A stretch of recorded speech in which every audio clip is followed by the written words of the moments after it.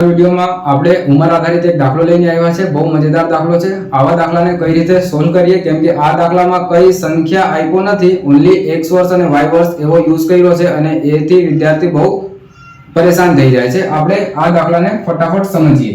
તો દાખલો છે કે x વર્ષ પહેલા પિતા અને બે પુત્રોની ઉંમરનો સરવાળો y વર્ષ હતો।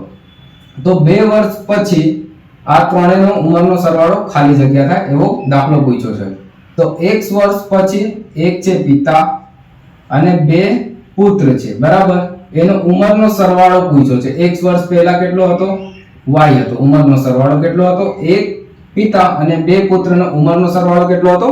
y હતો। હવે હાલની સ્થિતિમાં જોઈએ, અહીંયા x વર્ષ કીધું છે, તો હાલની સ્થિતિમાં એટલે ત્રણેયનો x x x આવશે, એટલે કે 3x y કરીએ એટલે કે હાલની સ્થિતિમાં એક પિતા અને બે પુત્રની ઉંમર આવી ગઈ 3x y। આ x વર્ષ પહેલા હતો। અહીંયા જો એક હોત, એક વર્ષ પહેલા કીધું હોત આપણને, તો ત્રણેયના 1 1 1 લઈએ તો 3 વધી જાય, એટલે અહીંયા x વર્ષ કીધું છે એ માટે 3 ને પાછળ x આવશે, કેમ કે 3 ના x વર્ષ x વર્ષ x વર્ષ આવશે।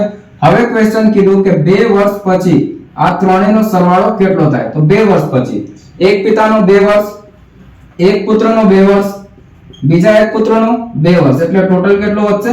6। તો 2 વર્ષ પછી આ લોકોનો સરવાળો, વર્તમાન સરવાળો છે 3x y, અને 2 વર્ષ પછી આ 6 એમાં એડ થઈ જાય, એટલે એનો 2 વર્ષ પછીનો 3 એ 3 નો સરવાળો આપણો આવી ગયો। આવા મજેદાર દાખલાઓને ગણવાની રીત શીખવા માટે અમારી ચેનલ સાથે જોડાયેલા રહો। આભાર।